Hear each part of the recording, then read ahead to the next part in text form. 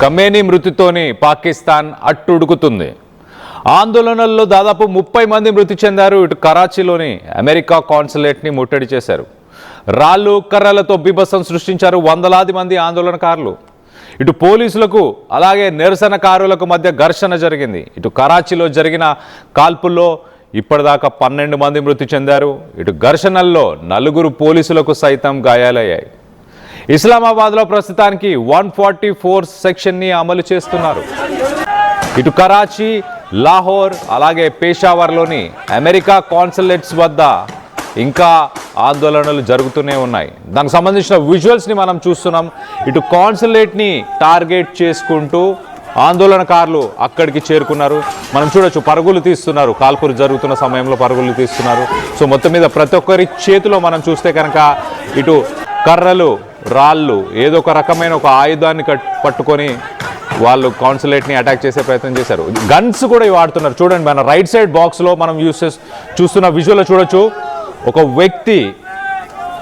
వ్యక్తి తన లెఫ్ట్ హ్యాండ్తో వచ్చి ఒక పిస్టల్ని యూజ్ చేస్తూ మరి షూట్ చేసే విజువల్ని మనం చూస్తున్నాం. ఒక్కసారి దాన్ని చూపించే ప్రయత్నం చేస్తాను. ఒక్కసారి మనం చూస్తే కనుక ఇటు కాన్సులేట్ని బేస్ చేసుకొని ఇటు కర్రలు చూడండి రైట్ సైడ్ బాక్స్లో కనిపిస్తుంది. ఒక వ్యక్తి క్యాప్ పెట్టుకున్న ఒక వ్యక్తి వచ్చి గన్తో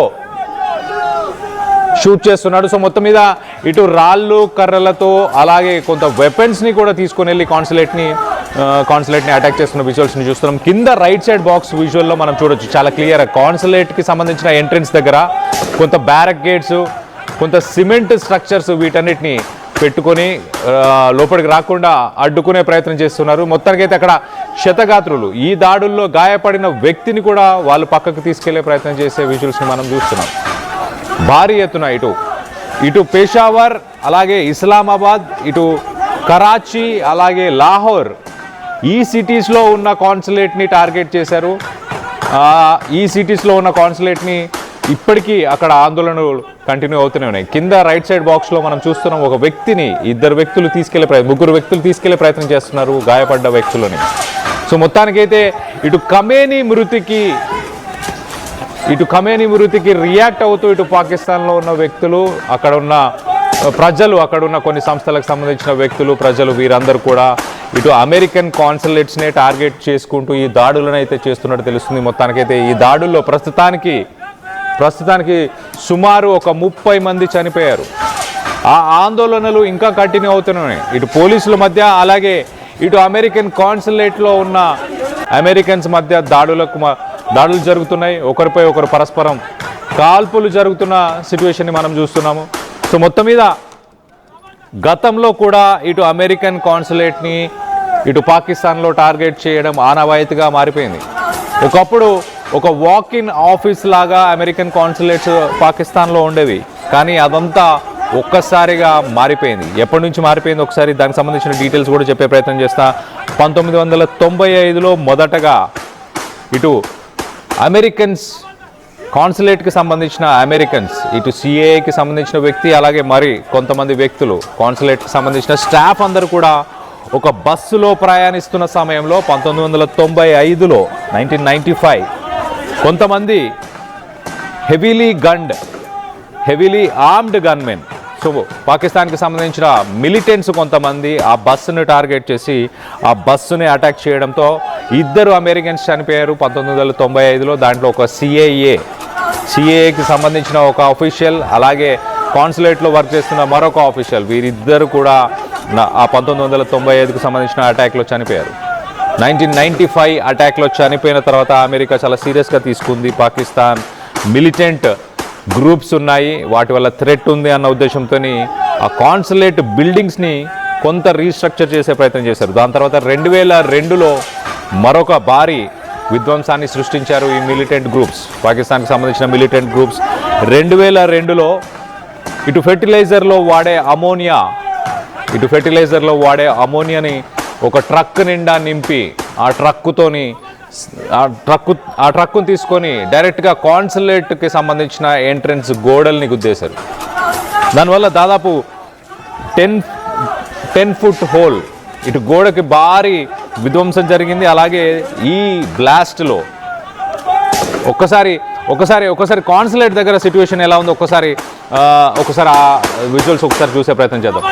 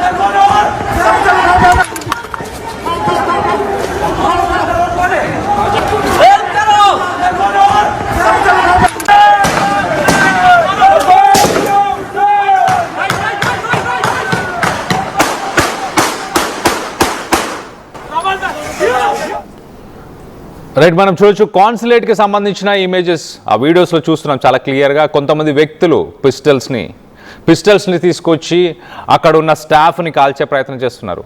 మరోపక్కన అమెరికాకి సంబంధించిన సిబ్బంది, సెక్యూరిటీ సిబ్బంది కూడా ఇటు ప్రతికాల్పులను చేశారు. మొత్తం మీద నెక్స్ట్ వీడియోలో మనం ఒకసారి చూస్తే కనుక మొదటి వీడియోలో ఇటు క్యాప్ పెట్టుకున్న ఆ వ్యక్తి, వైట్ కలర్ షర్ట్లో ఉన్న ఆ వ్యక్తి కాన్సులేట్ టార్గెట్ చేస్తూ అక్కడ ఉన్న స్టాఫ్ని టార్గెట్ చేస్తూ ఒక పిస్టల్తో దాడి చేశాడు. మొత్తానికైతే ప్రతి దాడితో అంటే ఇటు అమెరికాకు సంబంధించిన సెక్యూరిటీ పర్సనల్స్ కూడా ఫైర్ చేయడంతో కొంతమంది వ్యక్తులు గాయపడి కింద పడిపోయిన ఆ వ్యక్తులను కూడా ఇటు తనతో పాటు వచ్చిన ఆ మిగతా నిరసనకారులు వీళ్ళందరూ కూడా తీసుకెళ్లే ప్రయత్నం చేస్తున్నారు. ఒక్కసారి మన ఆ విజువల్లో చూస్తున్నాం కదా, వైట్ కలర్ షర్ట్, ఆ క్యాప్ వేసుకున్న ఆ వైట్ కలర్ షర్ట్ వ్యక్తి ఒక గన్ లెఫ్ట్ హ్యాండ్తోని తన లెఫ్ట్ హ్యాండ్లో ఒక గన్ని పట్టుకొని మొత్తానికైతే ఆ గన్తో షూట్ చేసే ప్రయత్నం చేస్తున్నారు. సో ఇలాంటి మిలిటెంట్ గ్రూప్స్తో గతంలో కూడా అమెరికన్ కాన్సులేట్ని చాలాసార్లు అటాక్ చేశారు. 1995, 2002, 2004 ఇలా చెప్పుకుంటూ పోతే ఎన్నో అటాక్స్ గతంలో కూడా జరిగాయి. సో కింద విజువల్లో మనం చూస్తున్నాము ఆ వైట్ కలర్ క్యాప్, ఆ వైట్ షర్ట్తో ఎవరైతే వ్యక్తి షూట్ చేశాడో అదే ప్రాంతంలో మరొక వ్యక్తిని ఇటు అమెరికన్ సెక్యూరిటీ ఫోర్సెస్ షూట్ చేయడంతో కింద పడిపోతే ఆ వ్యక్తిని ముగ్గురు కలిసి తీసుకెళ్లే ప్రయత్నం చేస్తున్నారు. కింద విజువల్లో మనం చూస్తున్నాం ఆ కలిసి వాళ్ళని తీసుకెళ్లే ప్రయత్నం చేస్తున్నారు. మొత్తానికైతే ఇటు మిలిటెంట్ గ్రూప్స్ వెళ్ళి డైరెక్ట్గా అమెరికన్ కాన్సులేట్ని టార్గెట్ చేస్తున్న సమయంలో పాకిస్తాన్ ఆర్మీ కానీ పాకిస్తాన్కి సంబంధించిన పోలీసులు కానీ అఫీషియల్స్ కానీ ఏం చేస్తున్నారు, ఎందుకు దానికి సెక్యూరిటీని ప్రొవైడ్ చేయలేకపోయారు? అమెరికా దీన్ని సీరియస్గా ఖచ్చితంగా తీసుకుంటుంది. అమెరికన్ సోల్జర్స్ గాయపడినా చనిపోయినా అమెరికన్ ప్రభుత్వం ఇటు ట్రంప్ చాలా సీరియస్గా రియాక్ట్ అయ్యే అవకాశం ఉంది. మరి రానున్న రోజుల్లో ఎలాంటి రెస్పాన్స్ ఉండబోతుంది? మరో పక్కన ఇటు ఇరాన్ని టార్గెట్ చేస్తూ ఇటు అమెరికా, ఇజ్రాయెల్ ప్రస్తుతానికి ఇరాన్ మీద దాడులు చేసే ప్రయత్నంలో ఉన్నారు. కొంత సమయం తీసుకున్నా కానీ పాకిస్తాన్లో ఉన్న ఈ మిలిటెంట్ గ్రూప్స్కి ఖచ్చితంగా గట్టి సమాధానం ఇచ్చే ప్రయత్నం చేస్తారు. ఒకసారి మనం చూస్తే 1995లో ఇలానే కాన్సులేట్కి వెళ్తున్న స్టాఫ్కి సంబంధించిన వెహికల్ని అటాక్ చేశారు కొంతమంది మిలిటెంట్ గ్రూప్స్. ఇలానే గన్స్ తీసుకొని వెళ్ళి అటాక్ చేయడంతో 2 చనిపోయారు. 2002లో ఒక అమోనియం నైట్రేట్కి సంబంధించిన ట్రక్, ఇటు ఫెర్టిలైజర్లో వాడే అమోనియం నైట్రేట్ని ఒక ట్రక్ నిండా నింపి ఆ కాన్సులేట్ని డైరెక్ట్గా వెళ్ళి ఢీకొట్టడంతో భారీ విధ్వంసం జరిగింది. అప్పుడు 12 మంది పాకిస్తానీస్ చనిపోయారు, పోలీసులు చనిపోయారు. దాంట్లో కొంతమంది అక్కడ నడుచుకుంటూ వెళ్ళే మహిళలు చనిపోయారు. దాదాపు 50 మంది గాయపడ్డారు. ఇది 2002లో జరిగింది. సో మొత్తం మీద 2006లో కొంతమంది బెల్ట్ బాంబర్స్ 2006లో బెల్ట్ బాంబులు కట్టుకొని డైరెక్ట్గా ఇటు 20 మీటర్ల దూరంలోనే మ్యారియట్ హోటల్ ఉంటుంది. మొత్తానికైతే ఇటు అమెరికాకు సంబంధించిన డిప్లొమాట్ పార్క్ చేస్తున్న తన వెహికల్ దగ్గరికి వెళ్ళి మరి డేవిడ్ ఫోయ్ అనే ఒక డిప్లొమాట్ వెహికల్ దగ్గరికి వెళ్ళి మరి ఈ బాంబర్ అటాక్ చేయడం జరిగింది. ఈ బాంబర్ అటాక్ చేయడంతో మొత్తానికైతే ఆ డిప్లొమాట్ చనిపోయాడు. దాంతోపాటు కొంతమంది అక్కడ ఉన్న వ్యక్తులు చనిపోయారు. 50 మందికి పైగా గాయపడ్డారు. సో మొత్తం మీద ఇప్పుడు కూడా అలాంటి ఒక సిచ్యువేషన్. సో అమెరికాకి సంబంధించిన కాన్సులేట్ని మనం ఒకసారి చూస్తే కనుక ఆ వాల్స్ని చూడండి, ఎంత థిక్ వాల్స్, అవి ఎంత థిక్ వాల్స్తోని కన్స్ట్రక్షన్ చేయాల్సి వచ్చింది. అంటే ఇన్ని అటాక్స్ అయిపోయిన తర్వాత ఒక అటాక్ మల్టిపుల్ అటాక్స్తోని అమెరికా దాన్ని ఒక కోటలాగా మార్చేసుకుంది. అంటే ఇటు కాన్సులేట్ అని అంటే సాధారణంగా ఇటు వీసా పాలసీ, వీసా ఇంటర్వ్యూస్ కావచ్చు, లేకపోతే విదేశాంగ మంత్రులు కావచ్చు, డిప్లొమాట్స్ కావచ్చు, హై కమిషనర్స్ కావచ్చు, ఇలాంటి వ్యక్తులు సంప్రదింపులు చేయడానికి వాడే కార్యాలయాన్ని కాస్త ఒక కోటగా మార్చాల్సిన సిచ్యువేషన్ ఎందుకు వచ్చింది? ఇలాంటి మిలిటెంట్ అటాక్స్ వల్లనే అలాంటి సిచ్యువేషన్ అయితే వచ్చింది. గతంలో జరిగిన అటాక్స్, ఇప్పుడు జరుగుతున్న అటాక్స్. కానీ ఇప్పుడు ప్రస్తుతానికి ఖమేనీ చనిపోయాడన్న ఉద్దేశంతోనే ఖమేనీ చనిపోవడానికి ఇటు ఇజ్రాయెల్ అలాగే అమెరికా రెండు ప్రధాన కారణాలంటూ మొత్తానికైతే పాకిస్తాన్లో ఇటు మిలిటెంట్ గ్రూప్స్, పాకిస్తాన్కి సంబంధించిన ఇటు కరాచీలోని అమెరికన్ కాన్సులేట్, అలాగే దాంతోపాటు ఇటు ఇస్లామాబాద్, ఇటు పేషావార్, ఈ సిటీస్లో ఉన్న కాన్సులేట్స్పై ఇప్పటికీ ఆందోళనకారులు, నిరసనకారులు ఇప్పటికీ అటాక్స్ కంటిన్యూ చేస్తూనే ఉన్నారు. మరి పాకిస్తాన్ పోలీసులు కానీ, పాకిస్తాన్ ఆర్మీ కానీ ఏం చేస్తుంది?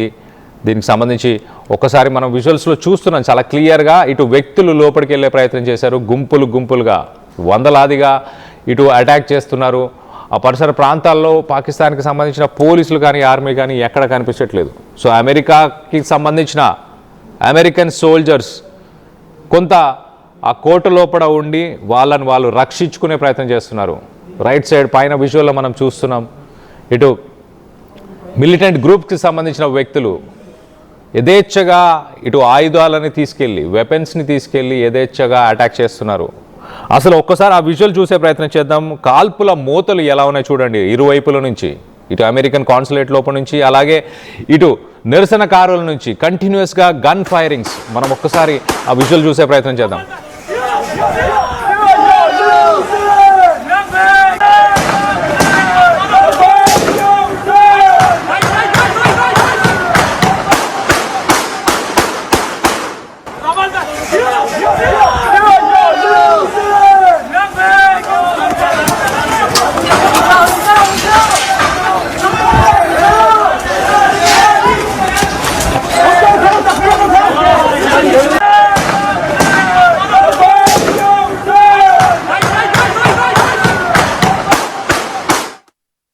చరిత్ర సృష్టించినోడు ఇప్పుడు ఆ చరిత్రని తిరగరాయబోతున్నాడు. అబద్ధాల గోడల్ని బద్దలు కొట్టి నిజాలను రాగా మీ ముందుంచబోతున్నాడు. నిజమైన వార్తల కోసం వెంటనే డౌన్లోడ్ చేసుకోండి రా యాప్ని.